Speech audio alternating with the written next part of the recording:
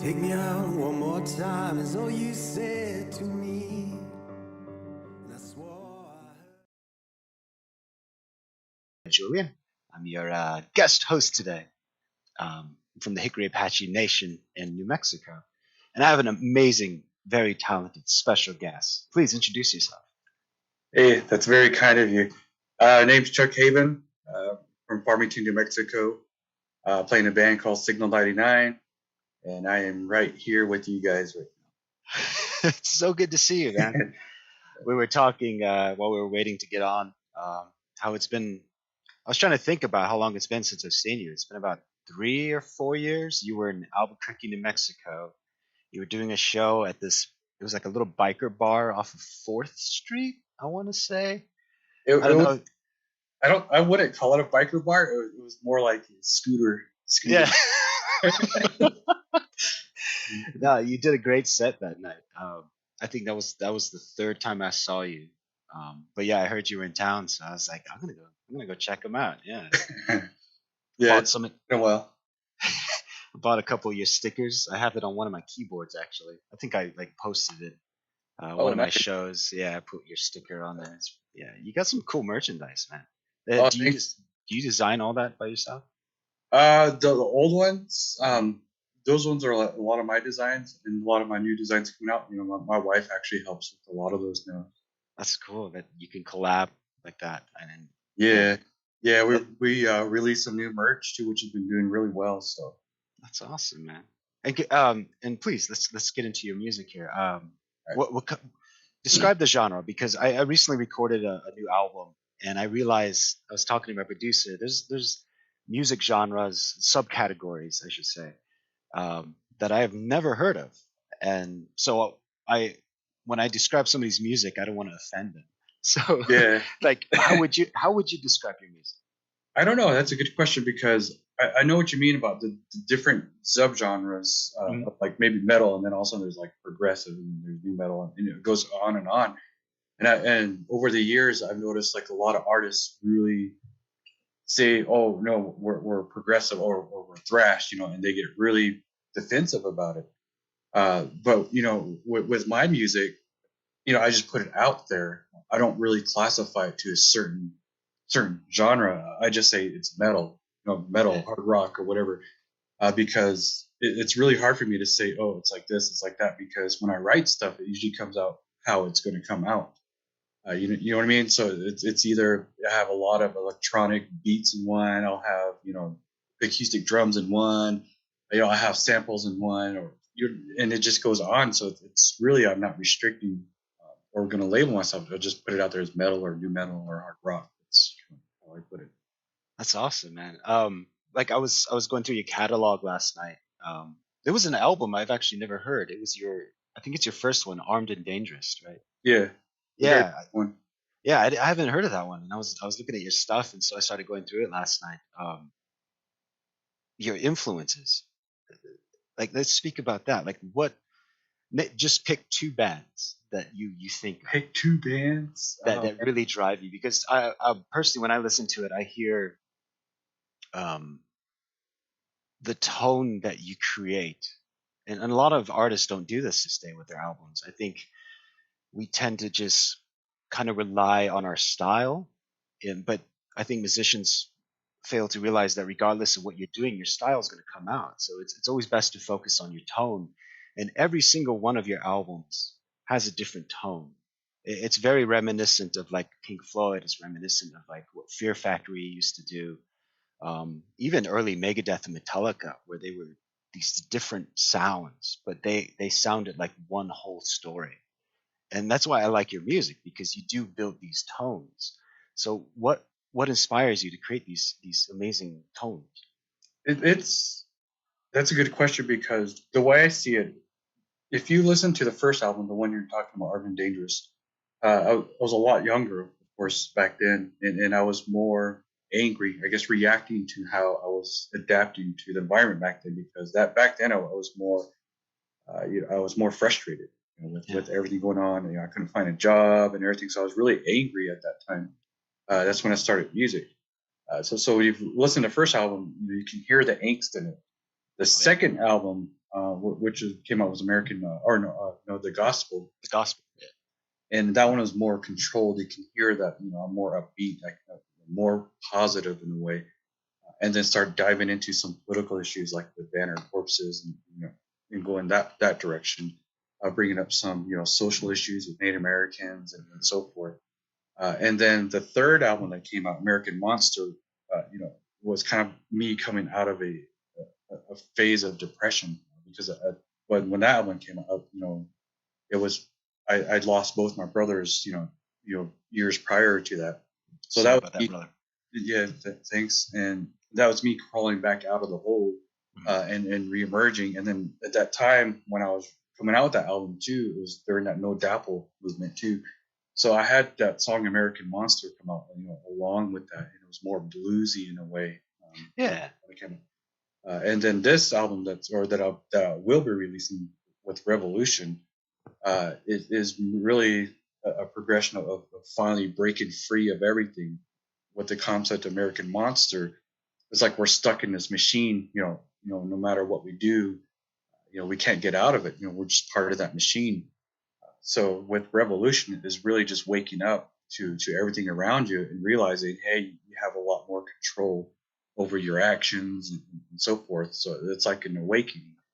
The best way I can put it is people think it's it's a revelation, but way I was kind of describing it is it's not a revelation. It's a revolution of your mind, body, and soul. That's kind of like the progression of the music throughout the years. Yeah, seeing that grow, you could definitely hear it. But you kept your sound.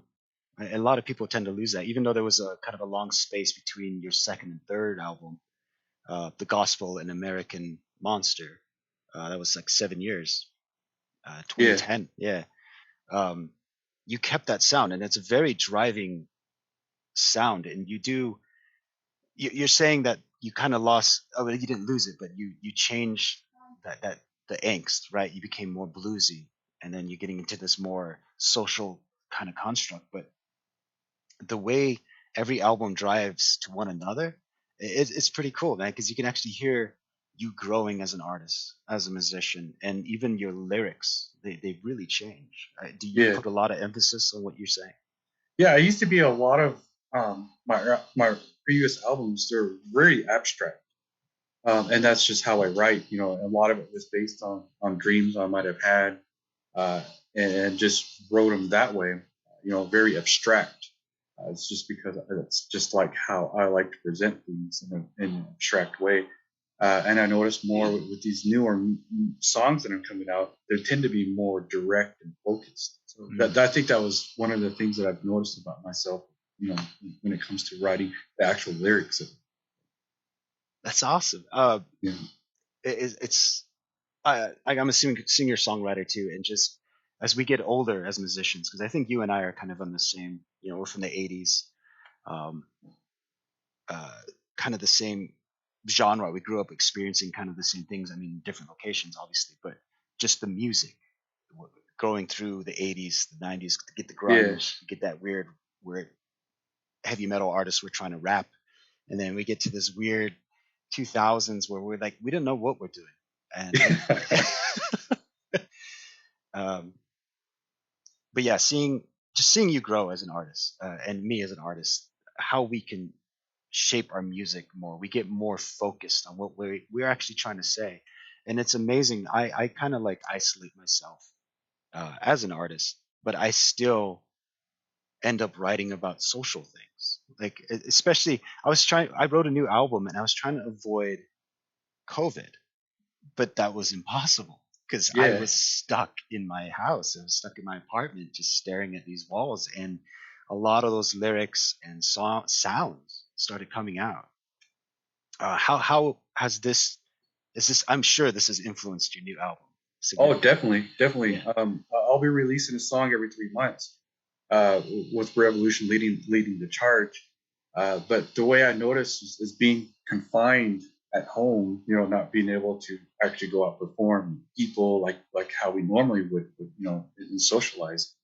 I caught myself really looking into the seven sins concept, when you're kind of breaking out of this mindset, this revolution of the mind, body, and soul, now it's like reliving again. And of course, you're going to be influenced by everything out there, the seven sins. So that's kind of like the idea I'm going with my music. So by the end of the album would be just one big story again of reliving, and really it's a different world now. I mean, there's no way around it. So this is kind of like how my reaction to everything that's going on now is, because everything's different. The rules have changed. It's one of the cool things about like listening to your music. And I was kind of going back to what I was saying earlier about how artists don't really do this with their albums as much, focusing on the tone. But when I was a kid, especially, I mean, it hasn't changed. I like getting new albums and listening to it straight, not jumping tracks, because I can't wait till the ending. I'm like, how are they going to wrap this up? How are they going to end this? Yeah. And you always have a unique take, and it always complements the first song, your last song. Those last two songs always complement your first song, your style, and that's the way in my opinion, you're supposed to do it. It's like, here's the ending of what I'm trying to say. So without spoiling the new album, like what do you think you're going to say at the end of your album, your new one? It'll be a wrap up, and I'm glad you brought that up, because you actually caught that. I'm glad you caught that, because if you go back to my first album, it starts out with "Be and Me." It's really the beginning, which means beginning, middle, end. That's my first song, and it ends with the end. So it's like it's the reason why I call it Volume 1. It's a book when you're going through the songs. With the gospel, it was the same thing. Newbie, the name of the song is we're coming back out as a new person. It's newbie, and then it ends, with really the ending song. It's a book, what I mean? Like you're saying, the same thing with Revolution, where we're waking up now, and we're going to go through this phase of life again of relearning how to walk, so to speak, in a new era. So the ending will be really interesting for me, because to be honest, I have maybe 3 songs I'm thinking about ending the album with. It's really what I want to end it with. It's either going to be more, I'm thinking more of a positive message, because, living in this time, are thinking about the youth too. On top of that, I think I want to leave it with more of a more positive message at the end. And I think it's going to lean toward being racial unity at the end, being just one race, the human race. So that's kind of like what I'm looking at the end, finally realizing, going from waking up, going through life's trials and errors, and then have the ending. Wow, that's well said. All right, well, let's take a quick little break, and then we'll come back and continue this story. It's USALA Media with Chuck Haven.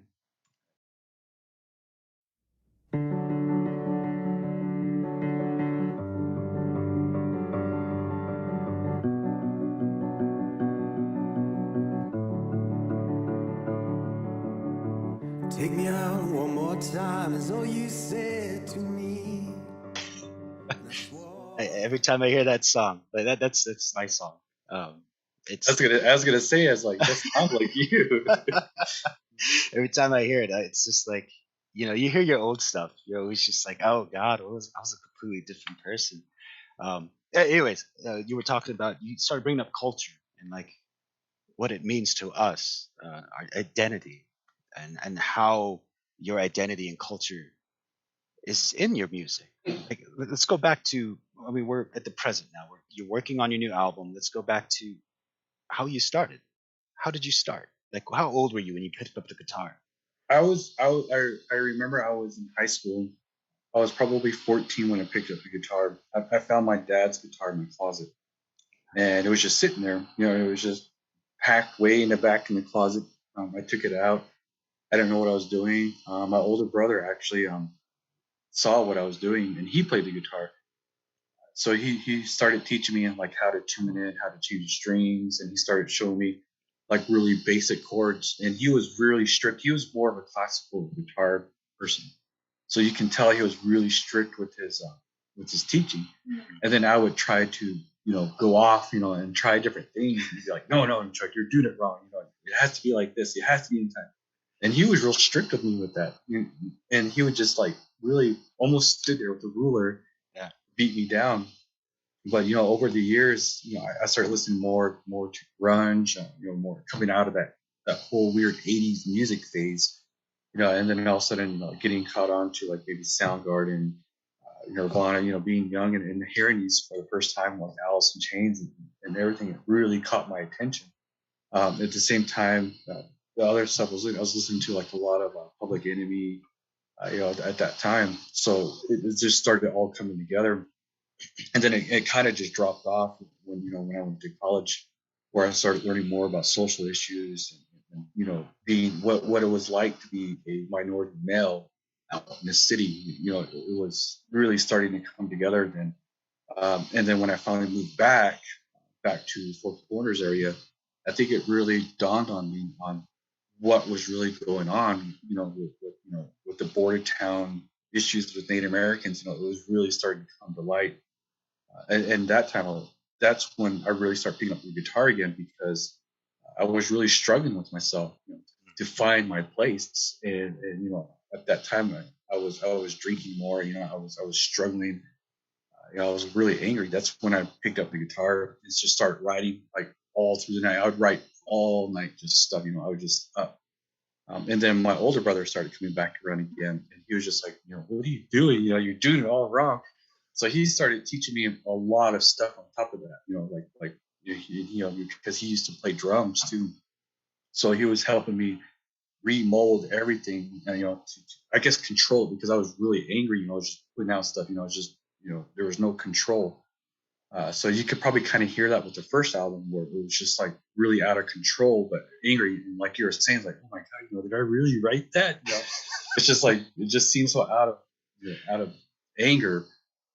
But you can really hear, the discipline. I was really trying to get disciplined, I guess, with that first one. But it really helped me though, because it helped me get out some of that anger. And then that's when I realized, music really does help. It is therapy, because you're actually putting your feelings into it, you're putting your writing into it, you're putting your thoughts down, and you're putting emotion into something that you can hear. And I think that's when it started capturing people's attention. People were starting to realize, hey, I feel the same way. We started connecting, and next thing you know, it's just I'm out there performing, and that's just kind of like how I started. Just out of boredom, keeping myself out of trouble, and finding a way to be healthy about my outlet of what I was going through at that time, and that was really how I started, and noticing that I've always wanted to help the Native people. Like, I've always wanted to become a lawyer, but Wow, I took, yeah, and I got my political science degree and everything, but I decided to go with music, because I feel like I can help way more people, with music, than I can with just being in a courtroom and just doing things here and there. But I think music, there's really no limits, or there's no restrictions when it comes to writing music for the people. So, and that's what I really wanted to do, and that's what I'm still doing today. Yeah. So that's kind of like, I guess, in a nutshell, Yeah. how I started everything. That's wild, man. Like my first days. It's interesting you brought up like Public Enemy, because that's how I started. I started with Digital Underground, and I was had to hear he passed Humpty. I forget his name. Yeah, Yesterday he passed. But yeah, Digital Underground, Public Enemy, and then I remember one day I was walking by my sister's room, and I heard da da da da da da da da da da da, and it was Megadeth's Symphony of Destruction, and Yeah. I'm like, what is this? And then I got into Anthrax, but what I'm getting at is I really got into metal and kind of the old school hip hop rap. Um, and as I was growing up on the reservation as well, I had that same, like, I'm angry. Like, why am I so angry? Like, it's yeah, it was interesting how it came out, and I was a lead singer in a band for years, and just getting it out. But you're right, music does help, and I've tried walking away from my instrument. I play piano. It's about 2 or 3 times, but every time I come back, because you're right, it helps, it heals, and it gets it out. And I'm sure you get this too when you perform at your concerts. People coming up to you going, "Thank you, for this great show. I needed to get that out." Um, what is the kind of feedback you get from your shows? I watched some of your live videos on your YouTube channel. It was good stuff. One of the sets with Mushroom Head.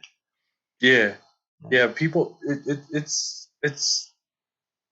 I can't really explain it, but to hear the crowd sing along with you, the songs you've done, chanting the band name, just seeing the support.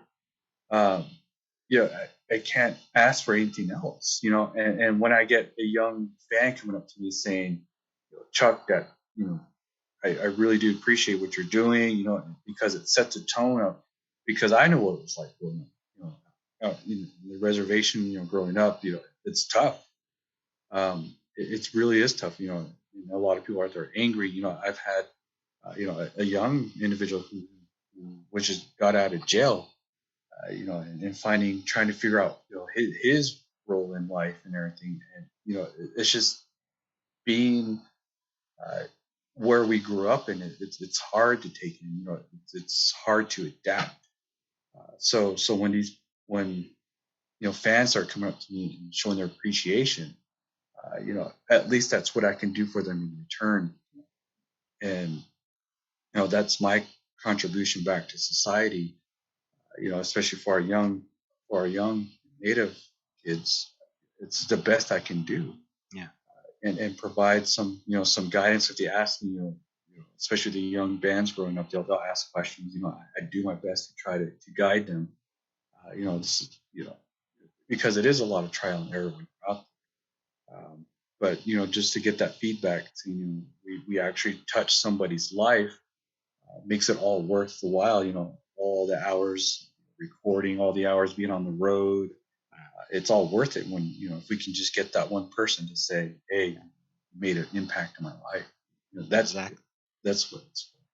That's awesome, man. Like I always say, if I can stop 5 people when I'm performing and they just look, I got it. Like I did my job. Yeah, it's amazing how music speaks to the individual and to the artistic side of the individual, even if they're not into creating or the creative outlets that we endeavor in. But to stop people in their tracks. Yeah, growing up, especially now, I still listen to metal, not as much. I kind of got into blues and jazz, but there's those days like I just put on that album and it helps, and it just Yeah. makes you. I miss shows. Like I really miss concerts right now. I'm sure you do too, man. Yeah. Yeah, your live sets are pretty engaging. You're a very engaging musician. Um, what are the steps that you take before you get on that stage? Do you guys get together? Like, how do you put yourself in that mindset? Because when you are on that stage, it is a persona. Like you're literally putting on that mask of who Yeah. you are, whether it's paint or the mask that you wear. Is it hard for you to kind of separate those two individuals, Chuck on the stage and you? Yeah, it's interesting. It's like flipping a light switch. And when we were touring in Mexico, the bands we were touring with, they noticed that, because I can be a very quiet person. I'll just chill and sit back and relax, and and really just enjoy the moment.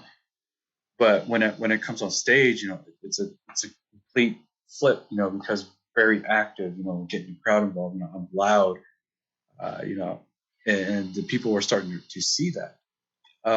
But to flip that thing, yeah, you're right. It's once you put on that mask, and start going out, it's like, it's really, like you said, putting on, I guess in a way someone put it, like putting on war paint in the war.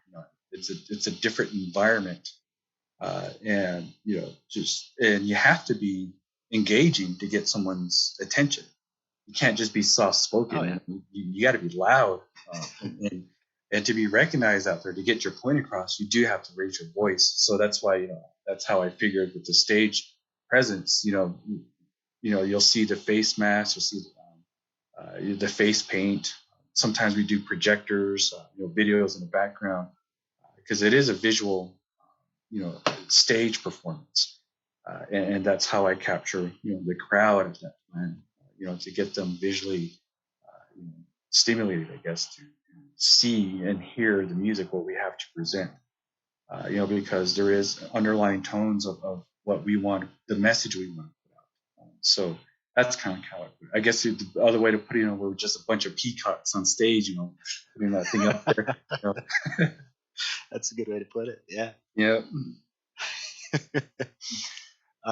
So you said you went to Mexico. You've done it twice now, right? Yeah, we did 2 tours into Mexico, which was really cool because at that time, with the political environment going on with Trump's stance on Mexico, there were some concerns with some other bands and even some in our band about going to Mexico this time. Mm. But for me, when people don't realize that Mexico people are really our brothers and sisters, right? Being indigenous people, it's one of the things I learned was that people, with the Athabascan language, we speak Athabascan, Navajo, Apache, and so forth. They were telling me there's a band we played with there who was a professor at one of the universities, and he was a linguistics professor. Wow. And he was telling me that there's actually 1 or 2 tribes up by Mexico City that speak Athabascan. Wow, really? Yeah. So I was like, that's pretty cool. So just things you learn about, going out and meeting these people. And the thing with performing out there is that I noticed that they really do come out and support music. When we played Mexico City one night, we actually, sold out the venue, and we had, over capacity. Wow. So by the time we went on, that place was just packed. I mean, there was just no room, and people were standing on the stairs, and people were trying to get in. And us be able to perform, during this time, and we had a guy from Mexico fill in for one of my players too, and he would help translate some of our messages too, which is really cool. That is cool. So yeah, and it was really cool, and meeting some of them afterwards. A lot of them, really took the time to speak in English for me, and that, it's a sign of respect, trying to communicate, and they're very welcoming, they're very nice to us, and it's something that I really do want to go back and perform, because everywhere we performed, it was really an experience, and I really do want to go back. It was a life, changing experience. Wow, that's amazing, dude. I'm sure that's completely. I mean, just leaving the country. I mean, it's Mexico. It's right there. I mean, it's next to us, but still, like, it gives you an entire different. It's a different world. It is totally different world over there. Yeah, but you were able to connect with these people through your music, even though there's lost in translation, but those emotions, that angst, it exists everywhere, and we need to get it out. So you did a great job just helping out, and it's awesome that you get to do that internationally. It's brilliant. Yeah. But we'll continue our discussion here on USALA Radio. This is Chuck Haven. I'm Zachariah Julian, and we're going to take just a quick little break. We'll be right back and continue the discussion.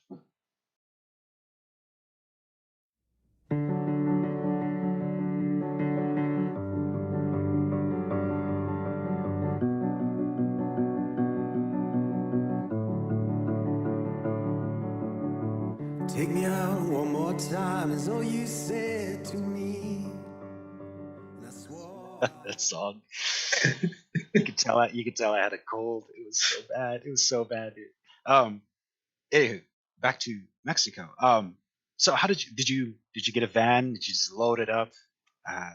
Yeah, the label that we were associated with at the time, Dead Sea Records, they helped organize that tour. So it was really cool because they organized it for us. I guess that was the advantage of being under a label at the time. It was just one big tour bus. I remember one of our buses had a TV in it, so that was like, whoa, this is pretty cool. And they drove us around. They took us from gig to gig. So we didn't have to worry about a lot of that stuff. So, we're very blessed and fortunate to have, them to set the all up for us. So we just showed up. It was backlined. So all we did was show up with our guitars, and they took care of it for us. So we were very lucky, that was taking care of us. Everything was taken care of for us. And they allowed us to go sightsee. And I did go to the pyramids out there, which was very life changing. Seeing the Sun Pyramid and climbing it, and I think thinking back on it, it was because of music. I was able to do these things because of music, which is a very cool concept. People say, "Oh, you're not gonna be able to do anything with music," And I did go through that with my parents one time. What are you doing? You're not gonna go anywhere with music. But here I am climbing the pyramids of Mexico. Because of music, and actually, sharing a positive message. I think it's worth it. As tired as we get, as frustrated we get, the emotions we go through, it is worth it in the end. For us musicians, to put that out there. No, that's awesome that with the tour bus and everything, it's TV. Like Yeah. one day could hook up my PlayStation. That sounds amazing, man. I'm glad you had fun. That sounds really cool. I've seen some of the pictures, obviously, on your social media you posted. I remember when those came out. I was like, dude, good job. So one of the things I've been following you for a long time on the social media is you had a music video taken down. You want to talk about? Yeah. Banner Corpses, yes. It's been up since 2011, and they took it down in 2019. This is YouTube. Yeah, YouTube. And you can tell the political environment at that time. When it was taken down, obviously there was that time where people were tearing down statues, right, of Confederate soldiers or even Columbus. That people were actively tearing these down, and then my video gets taken down. And it's a reaction of people saying, "What are you doing, taking them down? You're erasing history," or they get upset. But my video, it was taken down because of because it made, according to YouTube, it was saying I was inciting racial violence. That was the reasoning, and I did try to appeal it. Nothing. They took it down, and really, the video itself was just about the Native American genocide and the Jewish Holocaust. The correlation between the two, and people don't realize that Hitler himself was a student of history. He really studied American history, and he studied how the United States rounded up Native Americans, put them on reservations. He studied all that, and some of his favorite authors were American authors. And the more you look into it, the more sinister American history is. You'll see FDR, Franklin D. Roosevelt sponsoring the pure race. They were actually starting to do experiments on trying to do somewhat similar. Breeding the pure Americans is what they were doing, and they were studying like Madison Grant, who's also an author about that. So that's what the video was touching on, was kind of teaching that part of history. And then people saw it as being inciting racial violence. I was like, how do you get racial violence from all of that? And really, the message at the end of the video, really big bold words, was "burn the hate from the world." I mean, that was just like the last minute of the song, just those words, "burn the hate from the world." But I guess I'm inciting racial violence by saying, "burn the hate." I don't know how they got that from, but I'm so sorry, dude. That's censoring art. It's a very thin line. It's scary. So I'm sorry about that. Can people still watch the video? Do you have it? Yeah. If you go to our main website, sig99.com, we do have it playing on there, because we control the content on there. So, that's the only place you can see it now, is through our main website, because, I tried re-uploading it to YouTube, and right out, it's completely banned. I cannot put that up. So, you can kind of check that out. It's a low budget film. I filmed at my brother's garage. I think we spent maybe less than $100 to do that film.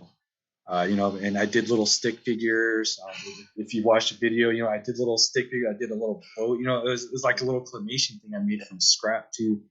That was part of the whole history telling behind it. So I thought it was a good low budget video, and for it to cause some controversy, which is interesting. So. Yeah. I mean, if you're getting people's attention, I mean, you're doing your job as an artist. Yeah. People are noticing, and it's still sorry, man. But check out Signal99. Is it .com? Yeah, .com. Yeah, Signal99.com.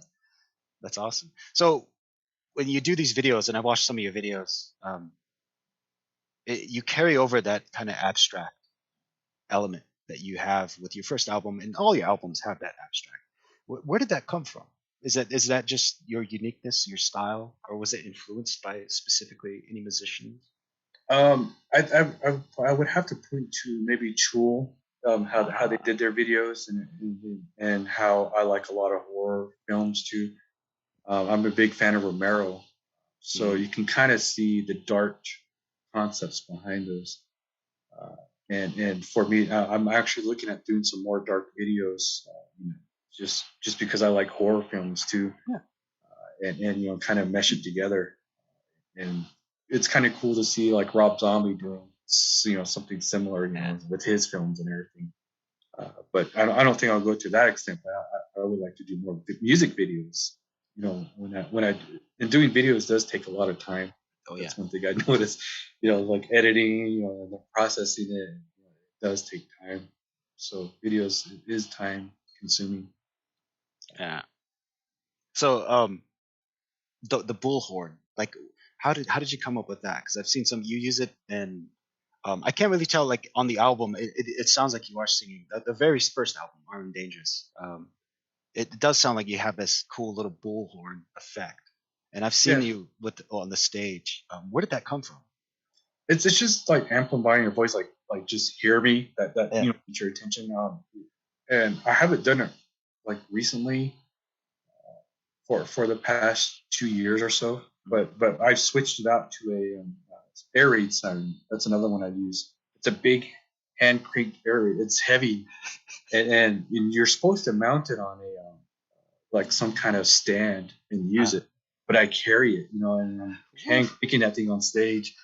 And really, it's just, if you look at the name Signal 99, really it means it's a distress call. That's what they use it for. If someone's not breathing or if there's a fire, and I believe they still use it in New York City, where they call Signal 99 over the air. So that's the whole concept of me using this air raid siren now. Beginning of our set, I'll just do that.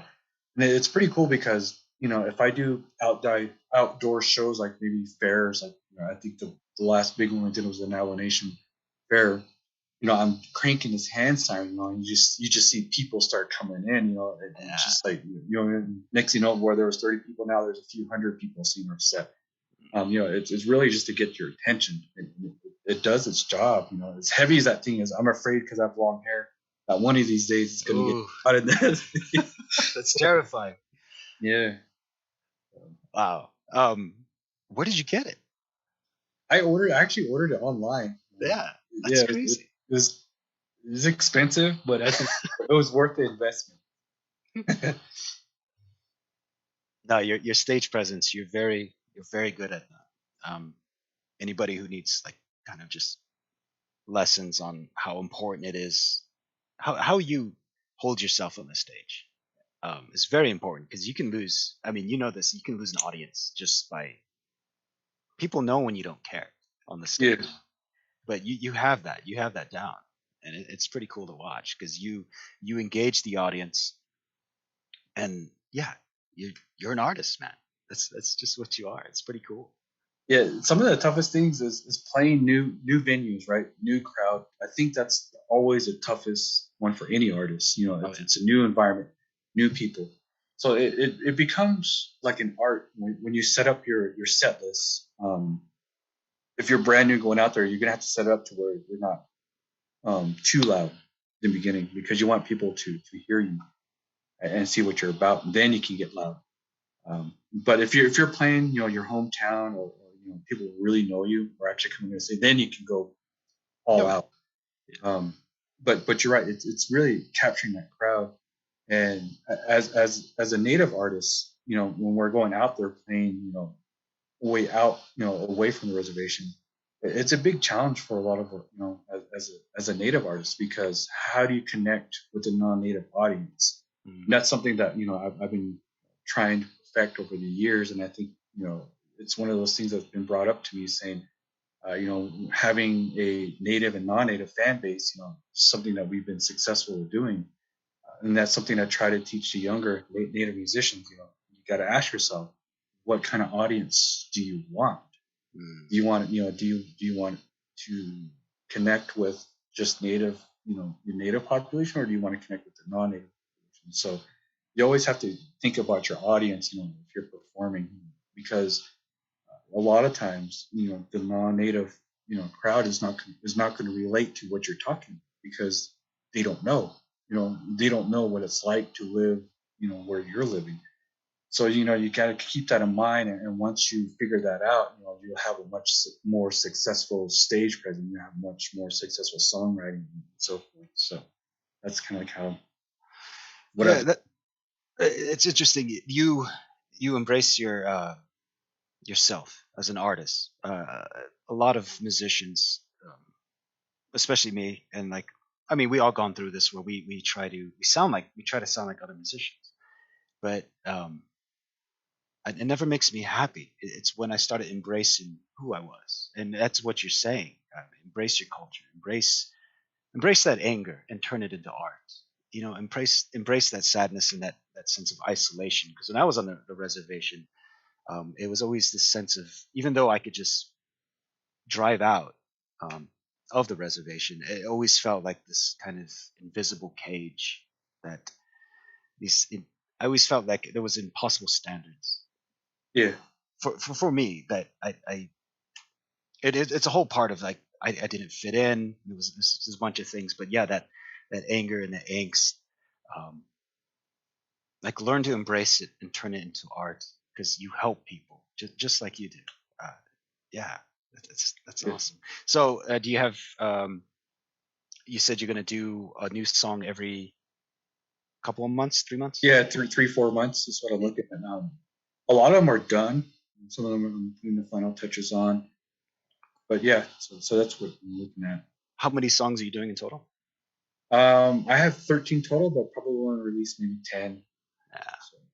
Yeah. What are you gonna do with those? Just kind of put them on a B side, or just do some rework them? Yeah, rework them, or maybe collaborate with other musicians is what I'm thinking right now. Yeah, we recorded. I was telling you, I recorded a new album, and we recorded 6 in January, and like one of them is this the same thing that's happening with these other 3 pieces? Like, one of them just didn't fit tonally. Like, it's a beautiful song, it sounds good, but when you listen to the album completely, the song doesn't work, and not in a good way. It doesn't stand out. It's just, it doesn't work. It was that the kind of the same idea that happened with those other songs. Yeah, they just don't fit. It just doesn't fit what I'm trying to do. But it happened. There's a reason why it was written, right? There was a certain emotion, but it doesn't fit what you're trying to present. So you kind of just put it to the side. Yeah. And I do have other songs that my computer crashed, which I was scared because I had all the music on it. Oh no! Yeah, and then my friend Fred was able to fix it. He recovered all of them, so I was so grateful. And then when I started going through that, I was like, oh my God, I didn't know I had this many songs. I was like, wow, and then listening to those. I also have a box of tapes that I did a lot of riffs on, which I want to go through. It was written years ago. So I'm curious to go through those and see, what I was feeling at that time. And I might even go through there and pull some of those out, because, it may fit, there's the story I'm telling, it might fit somewhere. So I'll probably end up going through this. Well, let's take a quick break, and we'll wrap up the interview. Zachariah, Julian, USALA Radio, Chuck Haven.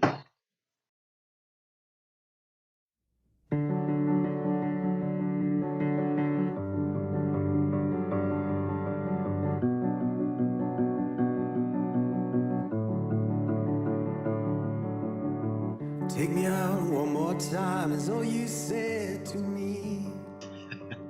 You get a smile every time I Dude, it's just, I remember that day in the studio. I had way too much Dayquil, because I was like, please just clear up my sinuses. And I remember I had one eye open, and I'm just like, hey, yeah, one more. It was a rough morning, man. I love my producer, and he had the patience to put up with me during that whole time. But I always remember that. Anywho, so you're talking about how people come up to you and they thank you, like, thank you for helping me, put on a great concert that got all this anger out. Like I can adjust to society again. Um, what do you have to say to the native youth? The first time they're picking up guitar, or piano, or singing into a mic. Like, what do you got to say to them? Well, first, I would tell them, emotions. It's okay to feel angry. It's okay to feel sad. It's okay to feel those emotions because we're human. Of course, we're going to feel all those emotions. It's just how we decide to portray, I guess, how we get it out. Either we talk or pick up a guitar, and tell them, it's okay to try and put it to a different medium, draw it or play it out, guitar, piano. Um, and if they do decide to pick it up an instrument, I always tell them, you're going to have to practice, and that goes back to, controlling what you're trying to put out there. And then just really just go with it. There's really no set way, is what I learned. There's no set way to do anything. Yeah. Even though, when you do write songs, you work with producers, they say there's a certain structure, which, in a way it does help put it together. But ultimately, the riff, the lyric content, the message, it really is you getting it out. So, for the young ones, just keep doing it, keep trying. I probably have like a maybe 5% success rate and 95%, just downhill. But you don't give up, because once you hit your 5%, that's when you capture. It's when you can change somebody's life. So it is worth it, because human life has no value to it. I mean, it's like, or I should probably reword that. It's like it has so much value to it. You can't put a dollar to it, because once you're gone, you're gone. So to reach out and touch someone's life, that's Yeah. you can't can't explain it, but it's really, that's what it's about. Yeah, it's well said. I mean, I have people ask me too, like, how do you do it? And I'm like, there's no secret. It's you be yourself and you practice. You practice smart, and don't give up. Like, you and I are pretty two successful musicians, and we failed more than we ever succeeded, and that's really the foundation of how we did this. It's amazing. Um, and yeah, you're right. It's like 95%. They think of the big number. It's the small people you would. Those are the people who are actually listening to what you're saying. They will remember your lyrics. They will remember your name. They remember seeing your shows, and they will talk about it. Those are the people you want to focus on. You don't want the big groups. It just it's too much. It's Yeah. because you start getting pulled. Like people, oh, he wrote a new album and he sold out. It's boring. Yeah, you always have, and that's one thing I've learned over the years, is that when you write, really you want to write for yourself, and that's what it is, and then you put it out. As far as a business concept goes, you find your niche, you find that 5%, and then that's who you go to, Yes. and that's who's going to be supporting you, of course, obviously, and then so it's always going to be that 5%, no matter where you go, it's always going to be 5%. That's something I learned when we played. South by Southwest all those years, we were all in the corner. We made that mistake of standing on the corner and try to force people to take our demo, because there's literally thousands of people there. So you're sitting there, you're trying to give out your demo, and some people will take it, some people won't. But when you walk down the street, maybe 50 feet, you'll see your demo on the floor with footprints all over. So, so it's wasted time and money. So what I did was, instead of doing it, I stopped doing that. And when we do perform, I put those CDs out on the stage, and in between songs, like, if you like what you hear, here's a free CD. Then you get people coming up and grabbing those, the ones who do want it. Those are the people you want to connect with, instead of trying to force somebody to do it. And we've had way much more success doing it that way. So that's kind of like the model you want to start following. If you're just starting out, don't force it upon people; it'll come. You just have to be patient. That's what it is. You just keep chipping at that wall, and yeah, just be yourself. Keep practicing, and don't be afraid to fail because you will fail. Yeah. That's Yep. that's a promise. Um, so when the COVID when the COVID ends, when it's lifted, when we're free again, I'm sure you're very excited to start touring, start doing shows again. Um, are there any big projects that were canceled because of this that you think you can resume? Yeah, we were picked up for, I believe it was a Suicide Silence show last year. Of course, that one got canceled, and I kind of saw it once. I was already saying because I work in the healthcare industry, and once COVID started popping up, COVID, and then next thing you know, you're like, it's going to be here. No, there's no stopping it. It will be here. And so I kind of already figured, all right, this is not going to go good, Yeah. So I kind of, as soon as May came around, then I just kind of like, you know what, let's just call it for the year because it's not going anywhere. I am looking at maybe playing a show here and there this year, but I'm thinking next year is when we're going to really come out because it's going to be chaos once they lift it. Everyone's going to be wanting to play, right? So it's a big competition. So the way I've been explaining it to everyone, it's like setting the reset counter, right? Everyone's, whoever was up here is now Yep. back where everyone else is at. So, the rules change. We're all back at the starting line now. So I think, people want to rush out, and the way I see it, it's like tortoise and the hare, right? You can have some bands that are going to be like the hare, they're just going to take off. But, I'm going to take that slow tortoise approach. I'm going to go ahead and take my time, start going out, and be smart about it and plan ahead. So that's the route I'm going to try and take this time. No, that's a great way of looking at it. I mean, it's really what it feels like. Like a lot of my musician friends, they're starting to get shows again, and they're small shows, but they're still, they're getting out there. But it's the same thing. It's like I don't want to aim for the big one. I just let's test the waters, let's see how people are reacting. Yeah, my guitarist is coming over today, and we're gonna practice for the first time since forever. Actually, in person. When we did the album, we were just communicating digitally. It's like I'd record my takes, send it to him, he send it back. So it's gonna be really cool to have him in the same room and just start working again. Yeah. So I'm sure your musicians are ready to go too. Yeah, everyone's waiting. Everyone's getting anxious. Yeah. It'll happen. Everyone just has to be patient. And right now, business-wise, Vineyard is 25% capacity. For me, it doesn't make sense to drive 6, 7, 8 hours for a gig. Only 25% capacity because a lot of us rely on merch. For for money and so forth. So I think I'll want to wait until venues start opening up more capacity. Then we can start going back. All right. Well, I want to thank you. This has been a great discussion with Chuck Haven. Quickly, just let people know where they can find you on the socials and all those fun things. Yeah, it's Signal 99. The best way to do is just Google us. We'll pop right up. Our main website, sig99.com, or Facebook is just Sig99. Twitter, Sig99.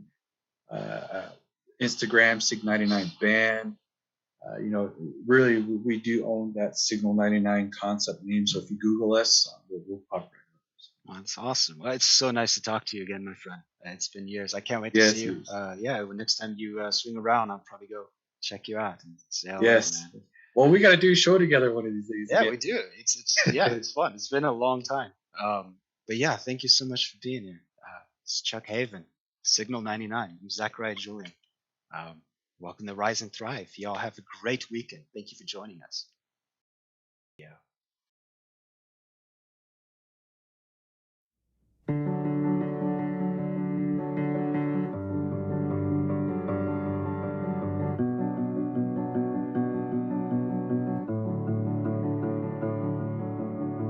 Take me out one more time is all you said to me.